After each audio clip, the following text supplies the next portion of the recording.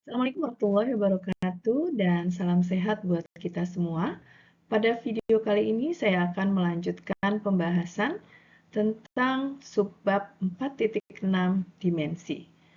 Berdasarkan teorema 4.6.1, semua basis untuk ruang vektor dengan dimensi terhingga akan memiliki jumlah vektor yang sama.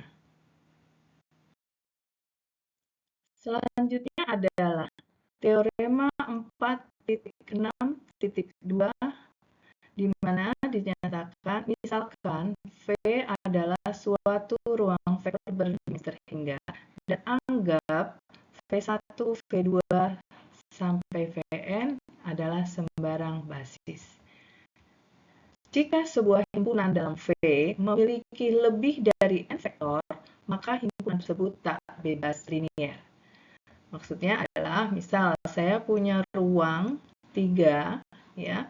Kemudian saya punya himpunan ya, himpunan vektor 1, vektor 2, vektor 3 dan vektor 4. Maka bisa dilihat di sini bahwa n-nya ya, di sini n-nya lebih daripada 3 kan Fn-nya F4 ya. Jadi di sini lebih dari 3. Maka himpunan basis ini pastinya tidak bebas linier. Seperti dinyatakan pada teorema 4.6.2. Nah, berikutnya yang B adalah jika sebuah himpunan V memiliki kurang dari n vektor, maka himpunan tersebut tidak merentang. Jadi misalnya saya punya ruang 3, tapi kemudian vektornya adalah 2. Jadi di sini tapi punyanya V1 dan vektor 1 dan vektor 2. Maka ini dia tidak merentang di dalam V-nya. Berikutnya adalah definisi pertama, yaitu dimensi dari suatu ruang vektor berdimensi terhingga P dinotasikan dengan dim V dan didefinisikan sebagai jumlah vektor dalam suatu basis untuk V. Selain itu, ruang vektor 0 didefinisikan memiliki dimensi 0. Contoh dari dimensi ruang vektor yaitu misalnya dim Rn, ruang n, sama dengan n, di mana basis standarnya akan memiliki n vektor. Contoh, untuk ruang dimensi 3, maka n-nya sama dengan 3. Maka basis standarnya memiliki 3 vektor. Kemudian untuk dimensi polinomial, maka ruang vektor tersebut memiliki n plus 1 dimensi. Misal, polinomial 2, maka akan memiliki 2 tambah 1, alias 3. 3, dimensinya 3. Dan basis standarnya akan memiliki 3 plus 1, 2 plus 1 vektor, alias 3 vektor. Kemudian, untuk ruang vektor matriks, maka dimensinya adalah M kali N. Misal, kita punya matriks 2 kali 2, matriks bujur sangkar, maka M-nya 2, N-nya 2, sehingga kita bisa katakan bahwa dimensinya adalah berdimensi 4. Ya, jadi tadi misalnya 2 kali 2, ya, misalnya M-nya adalah 22, maka 2 kali 2 sama dengan 4. Maka dimensinya adalah 4. Dan basis standarnya memiliki 2 kali 2 vektor alias 4 vektor. Sekarang mari kita lihat contoh 1. Mana pada soal ini kita diminta untuk mencari basis dan dimensi dari ruang solusi sistem homogen berikut ini. Jadi kalau kita lihat, ini adalah soalnya sistem persamaan linear homogen, karena ini B-nya semua sama dengan 0. Dan tentu saja kalau kita ingin mencari solusinya, karena ini ada 3 baris ya dengan 6 variabel sampai X6, maka kita hanya punya salah satu cara, yaitu menggunakan Gauss-Jordan. Dan sebelumnya pasti kita bentuk dulu augmented matrixnya ya. Nah, ini kita masukkan 1, 3, min 2, dan seterusnya. Berdasarkan ini ya, 1, 3, min 2, 0, 2, 0. Kemudian hasilnya 0, 2, 6, dan seterusnya. Nah, tentu saja Anda harus melakukan operasi baris elementer berdasarkan teori Gauss-Jordan. Nah, ini yang Anda perlu latihan sendiri. Ini saya munculkan langsung karena kalau saya bahas lumayan juga videonya akan panjang sekali. Dan ini bisa Anda sebagai latihan untuk mengasah keterampilan Anda menggunakan Gauss-Jordan. Nah, dengan OBE ya kita dapatkan hasilnya seperti ini. Nah, berarti kan ini adalah solusi untuk X1, ini solusi untuk X2, X3, X4, X5, X6 ya. Maka kita bisa tuliskan bahwa X6 ya, kita lihat di sini X6 adalah sama dengan 0. Berikutnya untuk baris yang kedua, di sini kita bisa tulis bahwa X3 tambah 2X4 sama dengan 0. Ya. Kemudian untuk yang baris pertama yaitu X1 ya, yang ini yang baris pertama. Ya, X1 plus 3X2 plus 4X4 plus 2X5 sama dengan 0. Nah, kalau kita lihat di sini harus dimisalkan karena ini solusinya solusi banyak ya. Di sini ada X5, di sini ada X4 yang bisa kita misalkan dan ada X2. Mungkin kalau kita urutkan ya X5 itu berarti RST, berarti X5 kita jadikan T. Kemudian X4 kita jadikan R dan X2 kita jadikan RS. Nah, ini R, X4-nya S, X2-nya R, RST. Oke, baik. Sekarang untuk X3 berarti hasilnya adalah minus 2X4 atau X3 sama dengan minus 2S. Ya kan? Nah, ini saya buletin. Nah, ini juga saya buletin karena ini adalah pemisahannya. Dan yang untuk X1 maka sama dengan minus 3X2 minus 4X4 plus, minus, kok plus kan pindah ruas ya. Nah, sebentar saya cari penghapus. Oke, minus 2X5. Nah, kalau kita misalkan, masukkan misalkannya berarti minus 3R ya, minus 4S minus 2T. Nah, sudah. Kemudian kita buat himpunan penyelesaiannya X1, X2, X3, X4, X5, X6. Oke, sama dengan X1 adalah sama dengan minus 3R minus 4S minus 2T.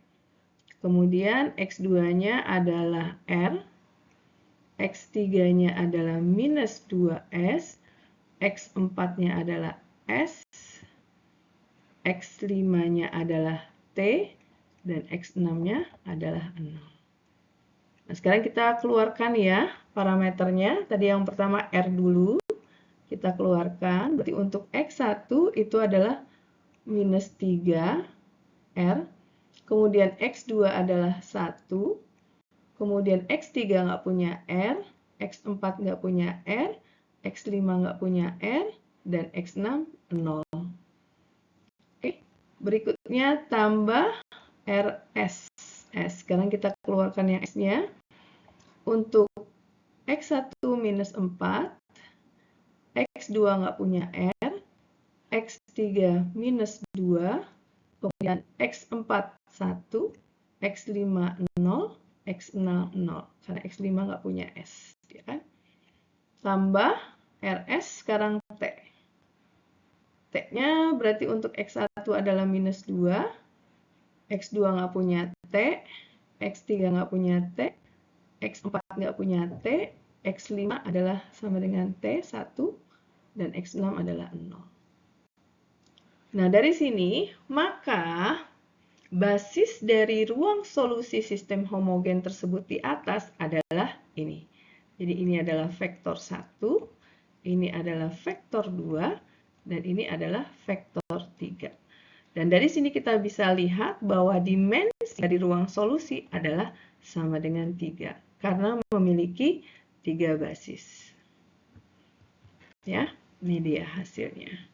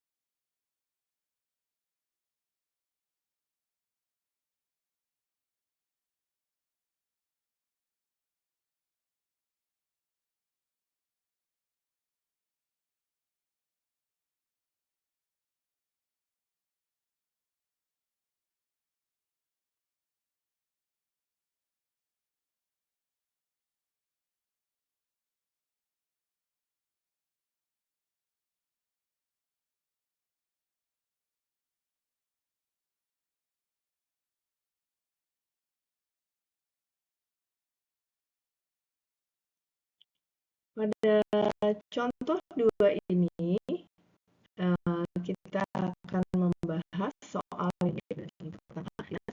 Ya, kita minta untuk mencari suatu basis dari penyelesaian homogen. Nah, seperti biasa, kita akan membutuhkan augmented matrix, ya, kita susun matrixnya di sini. Kemudian kita lakukan operasi OBE, Gauss-Jordan, dan akan kita dapatkan seperti ini. Ya, di sini sudah ada leading pivotnya, dan di sini kita lihat bahwa ini adalah X1, ini X2, X3, X4, dan X5. Nah, kalau lihat di sini X4-nya adalah sama dengan 0, dan X5-nya harus dimisalkan. Kemudian yang harus dimisalkan lagi adalah X2. Ya, karena nanti kalau X3 ini kaitannya sama X5. Nah, yang harus dimisalkan adalah X5 dan X2. Ya, berarti di sini adalah T, di sini adalah S. Nah, begitu cara kita untuk memetakan parameter pada saat memisalkan. Ya. Baik, kita tuliskan bahwa adalah 4, X4-nya adalah 0, kemudian X5-nya adalah kita misalkan dengan P. Nah, berikutnya di baris kedua kita lihat di sini adalah, ya, di baris kedua X3 tambah X5 sama dengan 0, di mana X3 sama dengan min X5. X5 tadi kan T, ya, jadi X3 sama dengan minus T. Nah, ini adalah X3 minus T dari situ. Kemudian tadi karena ini X2 juga harus dimisalkan untuk mendapatkan X1, maka X2-nya adalah sama dengan S. Basis pertama, ya, di sini adalah X1 tambah X2 tambah X5. Nih, X1 tambah X2 tambah X5 sama dengan 0. Maka X1 sama dengan minus X2 minus X5. Kita masukkan pemisalannya, X1 sama dengan minus S minus T. X2, X3, X4, dan X5. Kita tuliskan dahulu supaya tidak salah masing-masingnya. Kemudian kita keluarkan S dan T-nya. Nah, maka kita akan mendapatkan 2 vektor 1, ya, ini, dan V2. Kita lihat di sini bahwa masing-masing vektor bukan penggandaan satu sama lainnya, ya, bukan kelipatan atau penggandaan. Sehingga suatu yang himpunan vektor yang bebas linier. Maka ini kita bisa nyatakan sebagai basis di dalam ruang penyelesaian, karena juga memiliki X1 sampai X6. Maka dia berapapun kita kalikan dia akan selalu merentang di dalam ruang sistem homogen tersebut. Maka di sini kita lihat bahwa dimensi dari solusi ruang homogen sama dengan 2 karena dia memiliki 2 vektor yang bebas secara linear. Pada slide berikut ini memperlihatkan beberapa vektor yang merentang pada suatu ruang vektor V. Kalau kita lihat, misalnya di sini ada sebuah bidang dan di bidang itu terdapat 2 vektor. Tentu saja 2 vektor ini pasti merupakan basis karena dia bukan penggandaan satu sama lainnya atau kelipatan satu sama lainnya. Sehingga kalau kita lihat 2 vektor pada bidang ini yang abu-abu itu adalah pasti bebas linear. Dan bila ada sebuah vektor lagi merentang di mana dia tidak berada pada bidang tersebut, maka tentu saja ini bebas linear terhadap kedua vektor yang ada di bawah ini, ya. Jadi ketiga vektor ini adalah saling bebas linear. Berikutnya kalau kita lihat di gambar kedua, ada 3 buah vektor yang merentang pada bidang yang sama. Maka karena ini adalah ruang 2, maka hanya akan ada 2 basisnya. Sehingga kita bisa mendelete atau menghilangkan salah satu dari vektor ini, maka akan menjadikan keduanya basis pada ruang 2. Ya, boleh mana saja kita bisa hilangkan, misalkan yang satu ini dan yang berikutnya adalah basis dan ini pasti bebas linear. Namun yang satu lagi akan merupakan penggandaan dari dari vektor lainnya. Nah, untuk yang ketiga, maka salah satu dari 2 vektor yang kolinier ya yang berada pada garis yang sama ini yang harus dihilangkan sehingga akan menghasilkan 2 pasangan vektor yang bebas linear. Dan ini pasti akan masih merentang pada bidang yang abu-abu ini. Berikutnya adalah teorema plus minus yang merupakan konsep penting dalam aljabar linear.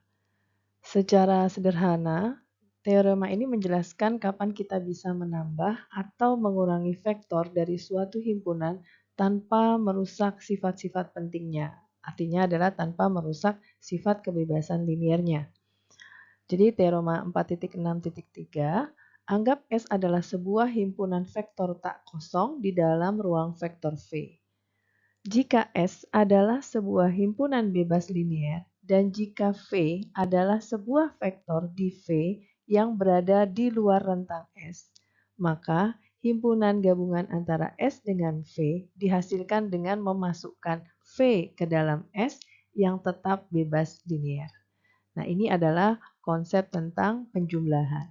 Sedangkan jika V adalah sebuah vektor di dalam S yang dinyatakan dengan sebuah kombinasi linear dari vektor lain di dalam S, dan jika S dikurangi V menyatakan himpunan yang diperoleh dari menghilangkan V dari S. Kemudian S dan S kurang V merentang di ruang yang sama. Maka rentang S sama dengan rentang dari S minus vektor V. Intinya apa? Jadi kalau misalnya saya punya vektor V di dalam ruang S dan V ini ternyata bisa dinyatakan sebagai kombinasi linear dari vektor lain di dalam S. Maka kita bisa menghilangkan si vektor S ini dan kemudian dia akan masih tetap merentang di dalam S. Berikutnya adalah teorema 4.6.4. Misalkan V. V adalah sebuah ruang vektor. Anggap ini adalah ruang vektor. Ya. Kemudian dia berdimensi n. Misalnya di sini adalah dimensinya 2. Dan misalkan S adalah himpunan di dalam V. Di dalam V, jadi ini ada himpunan S. Misalnya S-nya itu adalah V1, vektor 1, dan vektor 2.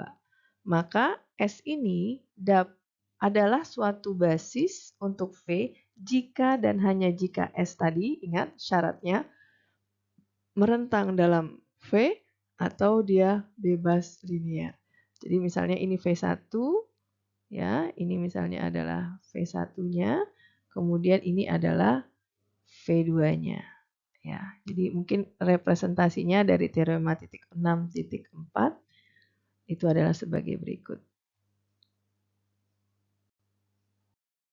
Berikutnya kita masuk ke contoh 3 ya, di mana kita di sini diminta untuk menunjukkan bahwa vektor V1 dan vektor V2 membentuk suatu basis untuk ruang 2 dengan inspeksi ya. Jadi kita buktikannya dengan cara inspeksi dilihat tanpa menghitung secara panjang lebar gitu ya. Nah, kalau kita lihat sekarang V1 dan V2, apakah V1 dan V2 ini merupakan kelipatan satu sama lain? Sudah jelas tidak ya, karena ini bukan merupakan kelipatan satu sama lain. Ya, let's say kalau V1 kita kali 2, berarti kan hasilnya adalah 7 min 6,14 ya. Dan ini tidak akan pernah merupakan kelipatan satu sama lain. Nah, dari sini kita lihat bahwa dia adalah bebas linier. V1 dan V2 tidak saling mempengaruhi, dia bebas linier. Nah, berikutnya yang kedua adalah kalau misalnya kita berikan dia kombinasi linier, misalnya kan kalau membuktikan bahwa dia merentang, let's say vektor W itu ya, vektor W itu adalah kombinasi linier dari K1V1 tambah K2V2. Nah, berapapun kita masukkan nilai K, pasti dia hasilnya akan di ruang 2. Betul nggak? Di ruang 2 kan dia selalu akan hasilnya di ruang 2. Berarti nanti hasilnya pasti K1V1 ya, let's say ini adalah W1, W2. Hasil perkalian dan penjumlahannya pasti akan menghasilkan ruang 2. Nah, maka itu membuktikan bahwa dua vektor ini merentang di ruang 2 ya. Dengan demikian bisa kita katakan bahwa kedua vektor ini adalah satu bebas linier ya. Dua, dia merentang di ruang 2 sehingga keduanya adalah basis sesuai dengan teorema 4.6.4. Nah, berikutnya contoh yang berikutnya, tunjukkan bahwa V1 ini di ruang 3 ya, 2,0,1, 4,0,7, min 1,1,4 membentuk basis di ruang 2. Tadi syaratnya adalah pertama, bebas linier, dan yang berikutnya adalah dia merentang. Perhatikan kedua vektor ini ya. Nah, kalau kita lihat 2,0,1, 4,0,7. Nah, ini berada pada bidang yang sama, yaitu pada saat Y-nya 0, maka kemungkinan dia adalah berada di bidang X. Ya. Nah, berarti ini berada di bidang yang sama. Kemudian kita perhatikan, apakah V1 merupakan kelipatan dari V2 atau sebaliknya? Tentu tidak. Kita tidak akan pernah menemukan K1 dan K2 ya yang akan saling satu sama lain. Jadi kalau dilihat sini K1 K2-nya pasti akan hasilnya sama dengan 0 ya. Dia tidak bisa di sini dia bebas linier, bukan kelipatan satu sama lain. Nah, berikutnya ada V3. V3 ini min 1, 1,4. Sepertinya dia tidak ada lagi di bidang yang dua ini. Ya, tidak ada di bidang yang dua ini. Maka ini kemungkinan dia pasti di bidang yang ketiga, membentuk sebuah basis di ruang 3. Ya. Jadi kalau kita lihat ya, yang pertama V1, V2-nya membentuk himpunan bebas linier pada bidang XY, kemudian vektor V2-nya itu berada di luar bidang XY. Nah, ini karena dia bidangnya berbeda, maka dia bebas linier. Dan kombinasi linier dari ketiga vektor tersebut ya, K1V1 tambah K2V2 tambah K3V3 itu pasti akan menghasilkan ya sebuah vektor yang di ruang 3 juga. Ya, ini titik ya, ini basis nilai dari vektornya ya. Nah, maka ini pasti akan membentuk sebuah ruang 3 juga. Jadi dia merentang di dalam ruang 3. Nah, ini adalah ilustrasinya ya, ini adalah V1 dan V2, dia berada di bidang yang sama. Kemudian ada satu vektor lagi V3 berbeda dia di atas dari bidang tersebut. Nah, atau gambaran seperti teori sebelumnya, ya. Jadi ini adalah V1 dan ini V2, yang ini adalah V3-nya.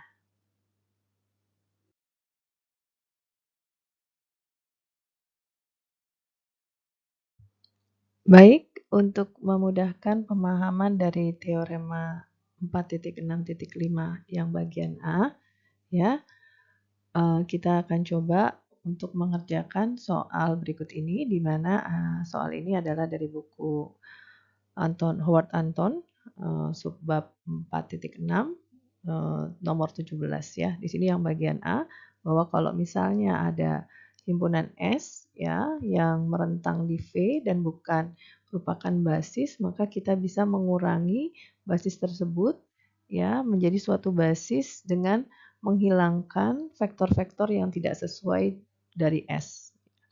Baik, sekarang kita coba. Caranya bagaimana? Adalah untuk mengetahui apakah dia kelipatan satu sama lain atau bukan, maka kita susun dalam bentuk vektor baris ya. Jadi vektor-vektornya kita tuliskan dalam bentuk baris. Mungkin saya ganti warnanya, jadi warna biru saja ya. Oke, baik. Misalnya di sini adalah 1, 0, 0, 1, 0, 1, 2, 0, 1, dan 0, 0, min 1. Ya, ini untuk melihat apakah vektor ini merupakan kelipatan atau bukan. Seperti biasa, ya Gauss-Jordan, dan ini makanya penting banget Anda untuk ahli dalam melakukan Gauss-Jordan. Baik, yang pertama kita buat ini ya, pivot yang ini, pivot 1 yang ini udah 1 ya, berarti yang ini kita buat jadi 0. Ya, berarti baris 2 minus baris 1, kemudian yang ini 2, berarti baris 3 minus 2 baris 1. Oke, kita tuliskan yang baris pertama tetap. Yang ini berarti 0, 0, kemudian 0, berikutnya 0 kurang 0, 0, 1 kurang 0 adalah 1, berikutnya 2, 2 kurang 1, 2 kurang 2 kali 1 berarti 0, oke ini 0, berikutnya 0, kemudian 1 kurang 2 kali 0, berarti di sini tetap 1. Yang ini adalah 0, 0 min 1, karena depannya sudah 0. Nah, baik, sekarang kita lihat. Nah, ini kan berarti vektor 2, vektor 3, dan vektor 4 ini sama-sama ya, di mana vektor 2 dan vektor 4, vektor 3 dan vektor 4 ada kelipatan dari vektor 2. Coba kita kurangkan saja ya, baris 3 kurang baris 2, dan baris 4 tambah baris 2. Maka akan kita dapatkan 1, 0, 0, 0, 0, 1, ini 0, 0, 0, 0, 0, 0. Nah, maka yang merupakan vektor basis adalah V1. Kita kembalikan di awal, V1-nya adalah 1,0,0 dan V2 yaitu 1,0,1. Nah, ini adalah basisnya ya, basis dari ruang yang ditanya. Nah, sekarang benarkah seperti itu? Coba kita perhatikan. V3 kalau dilihat-lihat ya, Anda bisa lakukan juga perhitungan kombinasi linier. Karena ini gampang, jadi ingat ya. C1 kali V1 tambah C2 kali V2 sama dengan V3. Nah, dengan ini nanti Anda bisa dapatkan tuh bahwa V3 itu adalah sebenarnya V1 tambah V2. Kita masukkan, benar nggak sih? 1,0,0 tambah dengan 1,0,1. Sorry.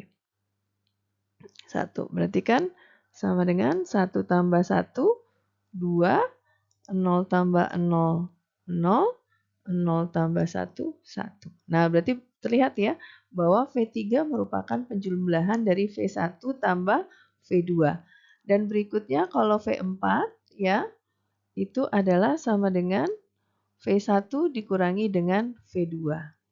Ya, dengan cara yang sama seperti ini. Jadi C1 V1 tambah C2 V2 sama dengan V4. Ya, nanti dicari C1, C2-nya. Gunakan juga Gauss-Jordan. Nah, ini Anda akan lihat bahwa V1 kurangi V2, kita masukkan ya 1,0,0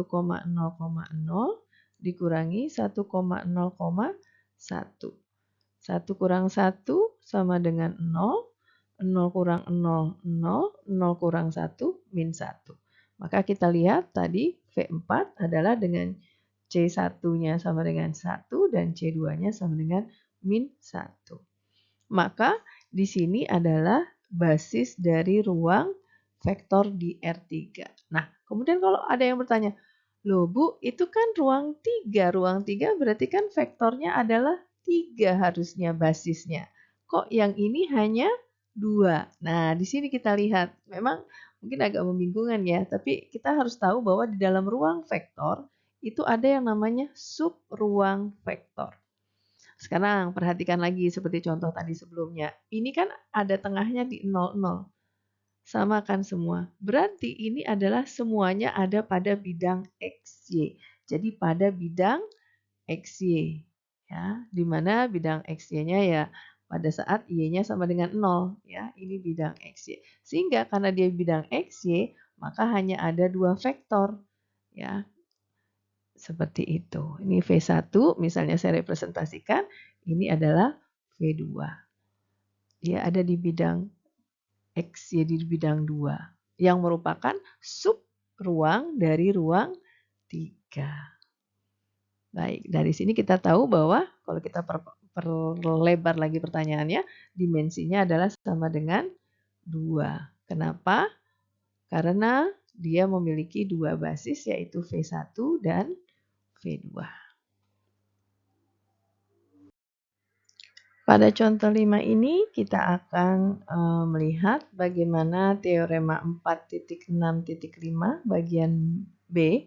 Ya, jadi kalau di sini bahwa ada sekumpulan himpunan, ya, himpunan S adalah bebas linear dan belum merupakan basis di V, maka S bisa diperluas atau diperbanyak menjadi sebuah basis V dengan memasukkan vektor-vektor yang sesuai dengan ruang vektor tersebut ke dalam himpunan S.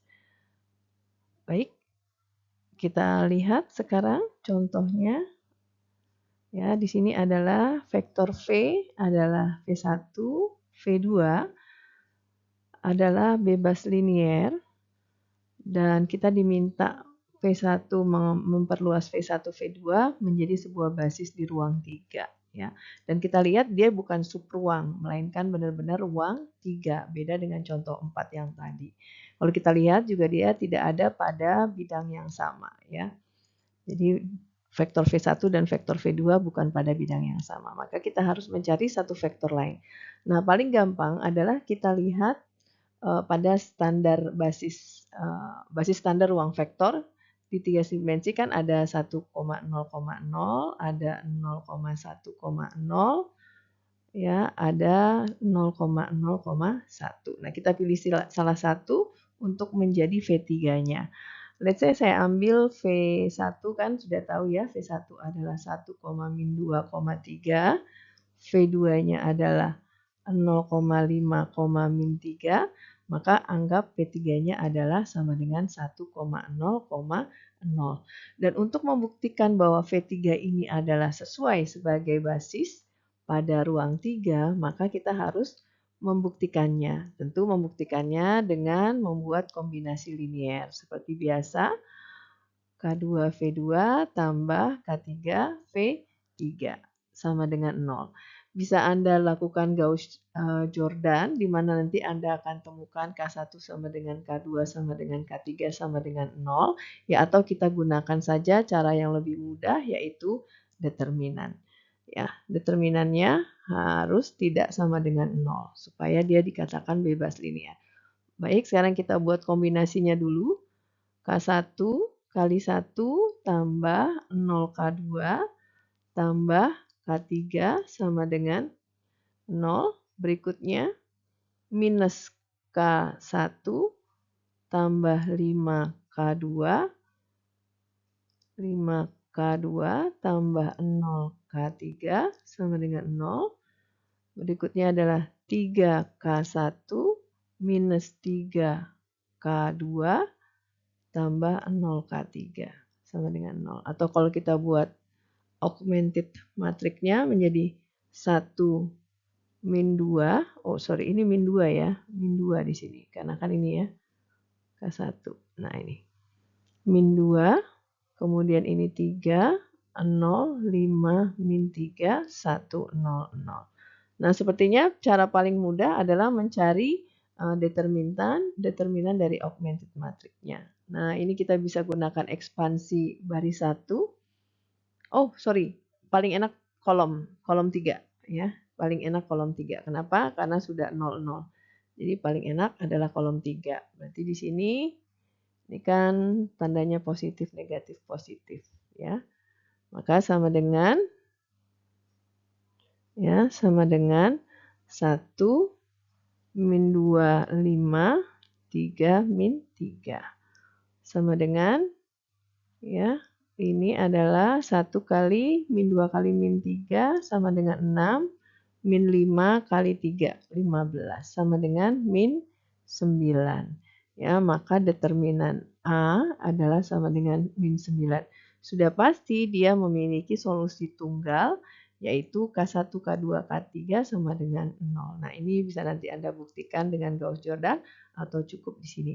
Maka di sini kita katakan bahwa vektornya V1, V2, V1-nya adalah 1 min 2, 3, V2-nya adalah 0, 5, dan min 3, serta V3-nya adalah sama dengan 1,0,0.